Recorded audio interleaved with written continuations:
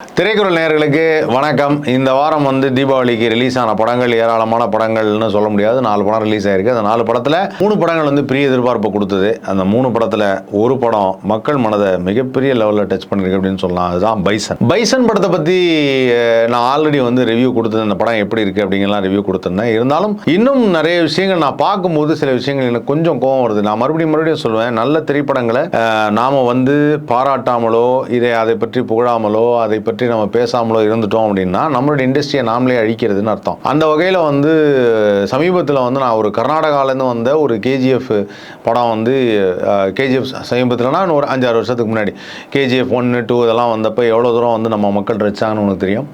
அதே சமயத்தில் தெலுங்குலேருந்து வந்த படங்கள் எவ்வளோ நம்ம வரவேற்றோம் அப்படிங்கிறதும் தெரியும். அண்டு இப்போது பார்த்திங்கன்னா தமிழ்நாட்டில் ஒரு நல்ல படம் வரணும் அப்படிங்கிறதுக்காக நிறைய டைரக்டர்கள் நல்ல கண்டென்ட்லாம் வச்சுக்கிட்டு இருந்தாலுமே சில படங்கள் தான் ஹிட் ஆகுது, சில படங்கள் தான் மக்கள் மனசை டச் பண்ணுது. அந்த வகையில் பார்த்திங்கன்னா பைசன் எல்லாருடைய மனசையும் ரொம்ப டச் பண்ணியிருக்கு அப்படின்னு தான் சொல்லலாம். சமீபத்தில் அந்த ஒரு காந்தாராங்கிற ஒரு படத்துக்கு விமர்சனம் விடும்போது ஒருத்தர் என்கிட்ட சொல்லியிருந்தாரு, சார் தமிழ் படத்தை விட்டுட்டு கன்னட படத்தை பெருமையாக சொல்கிறீங்களே அப்படின்னாரு. சரி, ஓகே, இப்போ நான் தமிழ் படத்தை இவ்வளோ பெருமையாக சொல்லியிருக்கேன், அப்போ தமிழ் படத்தை மட்டமாகவே சொல்லிட்டு இருக்காரு ஒருத்தர் அப்படிங்கிறது தான் எனக்கு ரொம்ப ஒரு வருத்தமாக இருந்தது. ப்ளூ சட்டை மாறணுன்னு மறுபடியும் இந்த படத்தை பார்த்து ஒரு சுமாரான படம் தான் அப்படின்ட்டு. அது என்ன சொன்னார்னா ரீசனு, ஃபஸ்ட்டு சீன்லேயே அவர் ஒரு கபடி வீரரை பற்றின கதை, அந்த கபடி வீரருடைய ஒரிஜினல் கதை, அந்த கபடி வீரரை பற்றின கதை அப்படின்னப்பவே இந்த கதையில் எடுத்தோன்னா நான் லீனியர் ஃபார்மேட் அப்படின்னு சொல்லி ஓப்பனிங் சீனே துருவ விக்ரமை காமிச்சு, துருவ விக்ரம் ஜப்பானில் போய் ஏஷியன் கேம்ஸில் பார்ட்டிசிபேட் பண்ணுற மாதிரி சீன் வச்சுட்டாங்க. அப்போ ஆரம்பத்திலே தெரிஞ்சு போச்சு இவர் எப்படியும் ஏஷியன் கேம்ஸ் வரைக்கும் செலக்ட் ஆகி போயிட்டார் அப்படின்னு. அப்புறம் இதுக்கு இந்த கதையில் இவர் எப்படி கஷ்டப்பட்டார், இவர் தமிழ்நாடுக்கு செலக்ட் ஆகலை, ஏன் கை உடைஞ்சதுக்கப்புறம் என்ன நடந்தது, அதுக்கப்புறம் என்ன நடந்ததுன்னு எது காமிக்கணும் அப்படின்னாரு. இதுக்கு அவர் போட்ட வீடியோவுக்கு ஒருத்தர் கமெண்ட் போட்டிருந்தார். அவர் உண்மையிலேயே நல்ல சிந்தனை, அந்த சிந்தனையை உங்கள்கிட்ட பகிர்ந்துக்கலாம்னு நினச்சேன். அதான் நாம தான் செத்துருவோன்னு தெரியுமா, அப்புறம் எதுக்கு பிறக்கணும், நாம தான் டைவர்ஸ் பண்ணிவிடமா, அப்புறம் எதுக்கு கல்யாணம் பண்ணணும் அப்படிங்கிற மாதிரி ஒரு கமெண்ட் போட்டிருந்தார். அதாவது என்னென்னா, நமக்கு தான் முடிவு தெரியுது, அதான் செத்து போயிடுமா, அப்புறம் எதுக்கு வாழணும், எதுக்கு சாப்பிட்ணும், எதுக்கு தூங்கணும் அப்படின்னு சொல்லிட்டு ஒரு கமெண்ட் ஒன்று போட்டிருந்தார். பார்த்தப்போ எனக்கு சிரிப்பு வந்தது. உண்மை அதுதான். இவர் சொல்கிறது என்னன்னா, இப்போ எப்படியும் ப்ளூ சட்டை மாறணும் கழுவி தான் ஊற்ற போகிறாரு, அப்புறம் எதுக்கு அதை பார்க்கணும், அது எதுக்கு பார்க்கணும், தேவையில்லாமல் பார்த்துக்கிட்டு அப்படின்னு வாங்கல்ல. அதான் இன்றைக்கி எதுக்காக உங்கள் வீடியோ பார்க்குறாங்களோ அதுதான் ரீசன், இந்த படத்தை ஏன் பார்க்குறாங்கிறதுக்கும். அதை ஃபஸ்ட்டு சீனில் காமிச்சிட்டாங்க. ஜப்பான் போகிறாப்புல ஏஷியன் கேம்ஸில் பார்ட்டிசிபேட் பண்ணுறாப்புல பண்ணிவிட்டு எப்படியும் அவர் என்ன சொல்கிறது இந்தியன் டீமை ரெப்ரசன்ட் பண்ணி போகிறாங்கிறத காமிச்சிட்டாங்க. அப்புறம் என்ன சார் இருக்கா, தான் ஜெயிச்சுட்டாப்லையே அப்படின்னா அங்கேயே நம்ம க்ளோஸ் பண்ணிட்டு வந்துடணுமா. சரி, அந்த ஃபஸ்ட்டு சீனில் காமிக்கும் போது அவர் ஒரு சப்ஸ்டியூட்டாக தான் உட்காந்துருப்பார். அவர் ஆக்சுவலாக கோதாவில் இறங்கி ஆட மாட்டார், சப்ஸ்டியூட்டாக உட்கார்றாருன்னா அவர் ஆடுவாரா மாட்டாராங்கிறத காமிக்கல. அண்ணன் ஒழுங்காக படம் பார்த்தாரான்னு தெரில. ஏஷியன் கேம்ஸ் போய் வேடிக்கை பார்க்குறதுக்கு போகிறது கிடையாது கூட்டம். நம்ம கேம்ஸில் விளையாடணும்னு நினைக்கிற ஒரு வீரனை பற்றின கதை அது. அந்த கதையில் உடனே ஒரு கமெண்ட்டு, அதான் இதெல்லாம் என்னன்னே தெரில. அப்புறம் அதில் இந்த கேரக்டர் ஏன் தெரில, அது ஏன் தெரில, எப்போ பார்த்தாலும் இந்த அவர் கதை புரியலன்னு நினைக்கிறேன். எப்போ பார்த்தாலும் பசுபதியை அடிக்கும்போது மட்டும்தான் துருவுக்கு கோவம் வருது. ஆனால் எப்போ பாரு பசுபதியை தான் முதல்ல அடிக்கிறாங்க. யாருமே இவரை துருவ அடிக்க மாட்டேங்கிறாங்க. கதையாக இருக்குது. அது சின்ன பையன், அவன் பிரச்சனை கிடையாது, அவங்க அப்பாவை அடித்ததுக்காக அவன் சண்டைக்கு போகிறான், அதனால் அவன் மேலே கொஞ்சம் கடுப்பில் இருக்காங்க. ஸோ இந்த படத்தை எப்படி இப்படி பார்க்க முடிஞ்சுது அப்படின்னு யோசிச்சுட்டு இருந்தேன். அதாவது சாதி பிரச்சனையை பற்றி எடுக்கிறாரு, சாதிய வன்முறையை தூண்டுறாரு மாரி செல்வராஜ்னு பல பேர் கமெண்ட் போட்டுட்டு இருந்தவங்களே இப்போ மாறி போய் அவங்களே மாரி செல்வராஜ் அனைவரையும் மாற்றி விட்டார் அப்படின்னு தான் சொன்னோம். அவங்கெல்லாம் மாரி செல்வராஜுக்காக இப்போ பேசிகிட்டு இருக்கிறாங்க. ரொம்ப அருமையான ஒரு படம் எடுத்திருக்காரு. இதில் ஒரு 2 சமூகத்தை பற்றி காமிக்கும்போது அவங்களுடைய நல்ல சைடையும் காமிச்சிருக்காரு அப்படிங்கிறாங்க. ரொம்ப நல்ல விஷயம் அது. ஏன்னா ஒருத்தருக்கு எப்பவுமே பார்க்குறவங்க வில்லனே அப்படிங்கிறது கிடையாது. அதுதான் அந்த விஸ்வாசம் படத்தில் ஒரு சீன் இருக்கும்.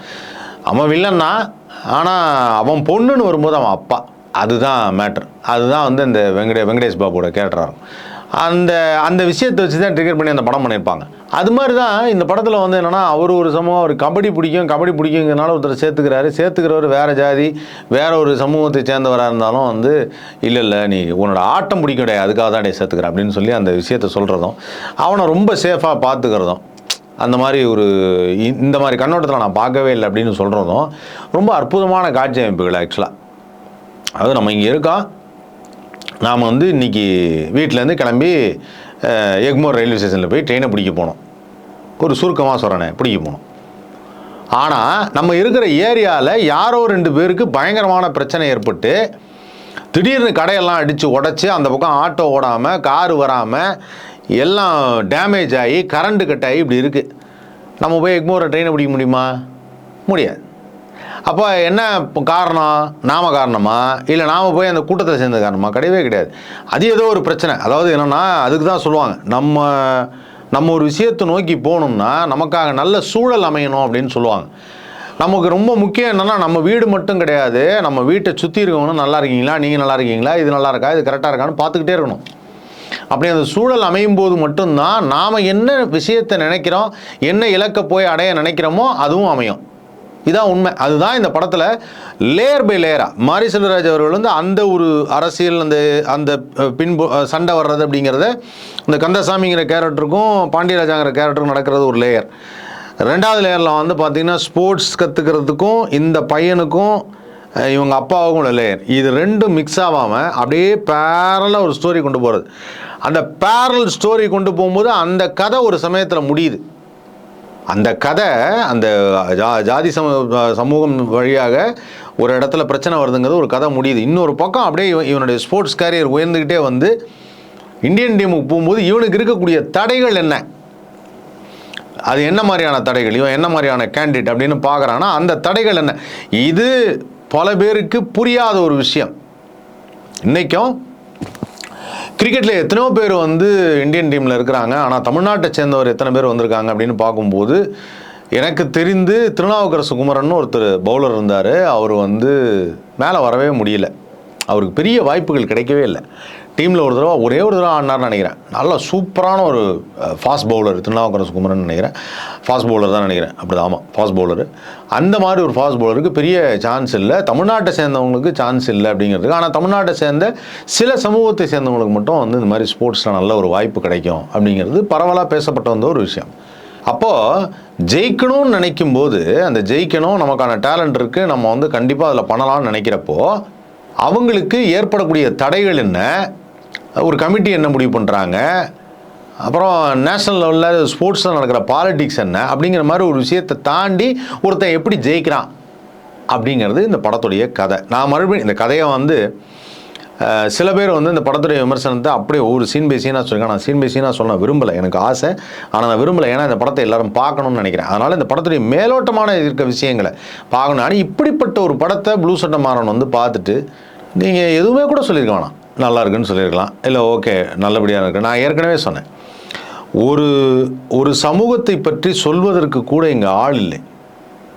அந்த சமூகம் படக்கூடிய கஷ்டம் என்ன, நஷ்டம் என்ன, ப்ராப்ளம் என்னென்னலாம் ஃபேஸ் பண்ணுறாங்க, எவ்வளோ வந்து ரொம்ப வந்து பாதிக்கப்பட்டாங்க, ஒடுக்கப்பட்டாங்க அப்படிங்கிறத சொல்கிறதுக்கு ஆள் இல்லை. அப்படி சொல்ல வந்த 2 பேர் தான், வந்த முதல் ஒருத்தர் தான் வந்து நமது நீலம் ப்ரொடக்ஷன்ஸ் பா ரஞ்சித் அவர்கள். அதுக்கப்புறம் வந்து பார்த்திங்கன்னா 2வது மாரி செல்வராஜ், இன்னும் நான் பல இயக்குநர்கள் வராங்க, தாசை ஞானவேல்லாம் அது மாதிரி தான் ஒரு விஷயம்னு வச்சுக்கோங்க. நல்லா பியூட்டிஃபுல்லாக அந்த விஷயத்தை சொன்னார். அப்போது இந்த விஷயத்தை சொல்ல வருவதற்கு என்கரேஜ் பண்ணாமல் இருந்தால் போகிறோம் அப்படிங்கிற மாதிரியான எண்ணம் இது. என்கரேஜ்லாம் பண்ணதால் சுமாராக இருக்குன்னு சொல்லி விட்ருவோம். நம்ம கமெண்ட்டை நீங்கள் 10 பேர் பார்ப்பாங்க, படம் குப்பன்னு 10 பேர் சொல்லிட்டோம். என்னால் முடிஞ்ச லெவலுக்கு கொஞ்சம் அழிக்கிறேன், அதான் இதோட எண்ணம். முடிஞ்ச லெவலுக்கு கொஞ்சம் அழிக்கிறேன், அப்புறம் மிச்சத்தை அப்படியே கொஞ்சம் கொஞ்சமாக இது பண்ணிவிடுவோம். அது மாதிரி பண்ணவே கூடாது. இப்போ என்ன பெரிய காவியங்கள் மற்ற இடத்துலலாம் வந்துருச்சு, இந்த படத்தை பார்த்தோன்னா உடனே உங்களுக்கு வந்து இதெல்லாம் ஃபஸ்ட் சீன்லேயே சொன்னது ரொம்ப தப்புன்னு தோணுது. பெரிய இன்டர்நேஷ்னல் ஸ்க்ரீன் பிளே ரைட்டர் மாதிரி. அதுக்கான நான் சொல்லலப்பா, உங்கள் வீடியோ பார்த்து உங்கள் வீடியோக்கிலேயே ஒருத்தன் கமெண்ட் போட்டிருக்கேன், அந்த கமெண்ட் அப்படி இருக்குது, அதான் சாவ போகிறல அப்புறம் எதுக்கு வாழ்கிறேங்கிற மாதிரி ஒரு கமெண்ட் போட்டிருக்காப்புல. உண்மையிலே சூப்பர் கமெண்ட் அது. அந்த கமெண்ட் என்ன கூட படிக்கிறேன், நல்லா இருந்தது. நாம தான் செத்துருவோமே பின் எதுக்கு சாப்பிட்ணும், நாம தான் செத்து எரிச்சிருவாங்களே பின் எதுக்கு கல்யாணம் பண்ணணும், நாம தான் செத்து புதைச்சிருவாங்களே பின் எதுக்கு சொத்து வாங்கணும்னு தான். நல்ல சரியான கமெண்ட் அது. அதை பார்த்தப்ப தான் நினைச்சேன், அதாவது என்னன்னா எதுக்கு தேவையில்லாமல் போய் உட்காரணும், எதுக்கு போய் அந்த படத்தை பார்த்துக்கிட்டு எதுக்கு இதெல்லாம் செஞ்சுக்கிட்டு அப்படிங்கிற மாதிரி ஒரு விஷயம். இதை வந்து ஆக்சுவலாக யோசிக்க வேண்டிய ஒரு விஷயம் என்னன்னா, மறுபடியும் சொல்கிறேன், இந்த மாதிரியான படங்கள் வர்றதை வரவேற்கணும். காரணம் என்ன அப்படின்னு பார்த்தீங்கன்னா, இப்போ காந்தாரா படம் வந்து எப்படி வந்து ஒரு பேன் இண்டியானா என்ன, அந்த படத்தில் வந்து பார்த்தீங்கன்னா அவங்களுடைய மொழி, அவங்களுடைய கலாச்சாரம், அவங்களுடைய சாமி, அதெல்லாம் வந்து பற்றி பெரிய படமாக எடுத்துருக்குறாங்க. அந்த பெரிய படமாக எடுக்கும்போது அது தமிழில் ஓடுது, தெலுங்கில் ஓடுது, ஹிந்தியில் ஓடுது, கன்னடத்தில் ஓடுதுன்னு ஆல் ஓவர் இந்தியா அப்படி ஒரு கலெக்ஷன் வருது. எனக்கு தெரிஞ்சு வந்து காந்தாரா படம் தற்போதைய அஃபிஷியல் நியூஸ் 725 crores கலெக்ட் பண்ணிடுச்சு அப்படின்னு. பட் சில பேர் வந்து இது 1000 கோடி எட்ட விட மாட்டாங்கன்னு நினைக்கிறேன். அதுக்கெல்லாம் ஏதாவது பாலிடிக்ஸ் பண்ணாலும் பண்ணுவாங்கன்னு நினைக்கிறேன். அதாவது நான் சொன்னேன்ல, ஒன்று நாம் நல்ல படம் எடுக்கணும், அதை விட்டுவிட்டு இன்னொருத்தன் படம் எடுக்கிறது நல்லா கேவலமாக இருக்குன்னு சொல்கிறதே ஒரு விஷயமா வச்சுக்க முடியாது. நல்ல படம் எடுக்க முடியுதான்னு பார்க்கணும். இப்போ நான் வந்து ஒரு சில படத்தை வந்து இல்லைங்க இது எனக்கு புரியல, இந்த மாதிரி சீன் அமைச்சிருக்கக்கூடாது, இது எனக்கு இன்னுமே புரியல அப்படின்னு நான் கூட சொல்லியிருக்கேன். உண்மையாகவே அது இருந்தது. நீங்கள் படத்தை பார்த்தீங்கன்னா உங்களுக்கு அது தோணும், ஜனரஞ்சகமாக தோணும். இது வந்து உண்மை, நான் சொல்கிறது பொய் கிடையாது.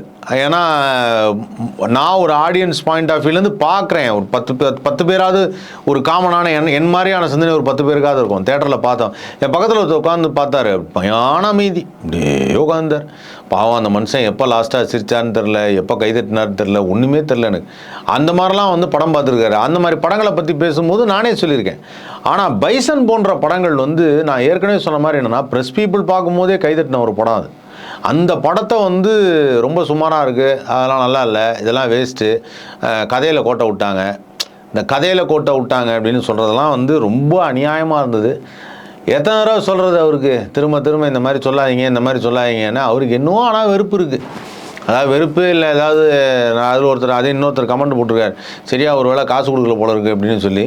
அதனால் வந்து அவருக்கு ஏதோ இருக்கிற வெறுப்பில் இந்த மாதிரி பண்ணிகிட்டே இருக்காப்புல. அதுதான் நல்லா இல்லை, கொஞ்சம் மாற்றிக்கங்கண்ணே, கொஞ்சம் அந்த மாதிரி ஏதாவது படங்களுக்கு வந்து அவ்வளோ மோசமாக சொல்லாதீங்க. மோசமான படங்களுக்கு மோசமாக சொல்கிறீங்க, ஓகே ஃபைன். ரொம்ப மோசமாக இருக்குது, நல்லா இல்லைன்னு சொல்கிறீங்க, ஒத்துக்கிறேன், நானே அக்செப்ட் பண்ணிக்கிறேன். ஓரளவுக்கு வந்து சில விஷயங்களுக்கு, சில மொராலிட்டிக்கு சில படங்களை என்கரேஜ் பண்ணுறது ஒன்று இருக்குது. நல்ல படங்கள் வரும்போது அதை இன்னும் நீங்கள் தான் தூக்கி விடணும்.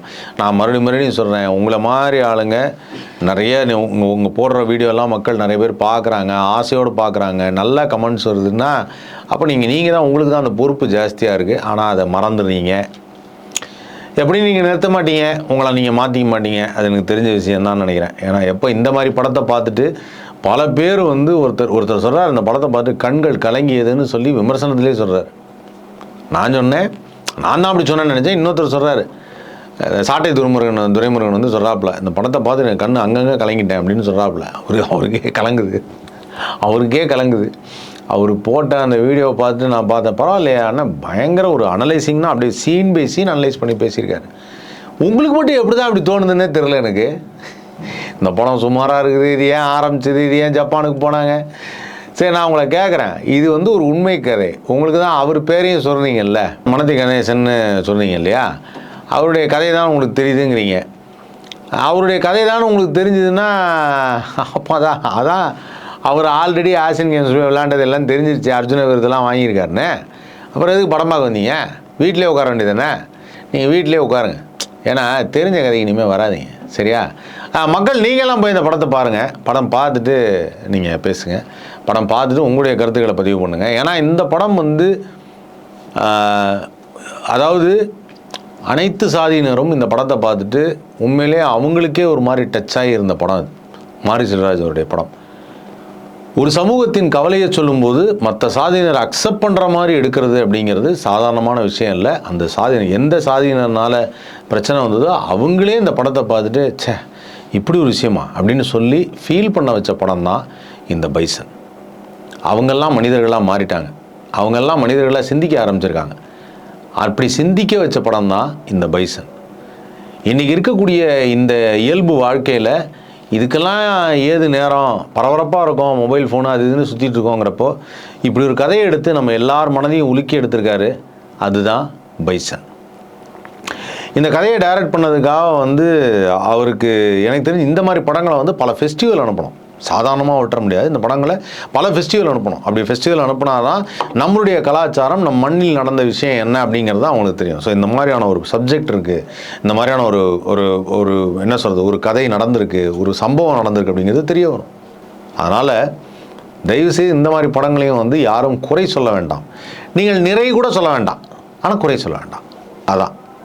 ஏன்னா இவர்களை பற்றிய கதையை எடுப்பதற்கு இலக்கியங்களில் இல்லை, மறுபடியும் சொல்கிறேன், இலக்கியங்களில் இல்லை, பல ராஜா காலத்து கதையில் எதுவுமே சொல்லலை.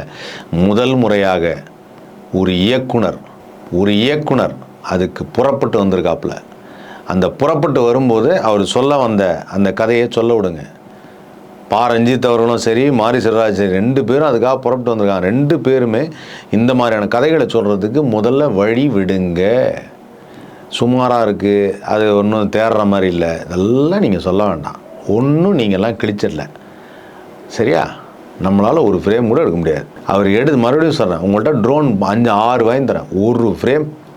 ஒரு ஃப்ரேமு இந்த படத்தில் வந்த மாதிரி ஒரு ஃப்ரேம் எடுத்துருங்க பார்க்கலாம், முடியாது. அதனால் அதை பற்றி நம்ம தேவையில்லாமல் பேச வேண்டாம் please. Okay, thank you so much. தொடர்ந்து பாருங்கள் திரைக்குறள். லைக் பண்ணுங்கள், ஷேர் பண்ணுங்கள், சப்ஸ்கிரைப் பண்ணுங்கள்.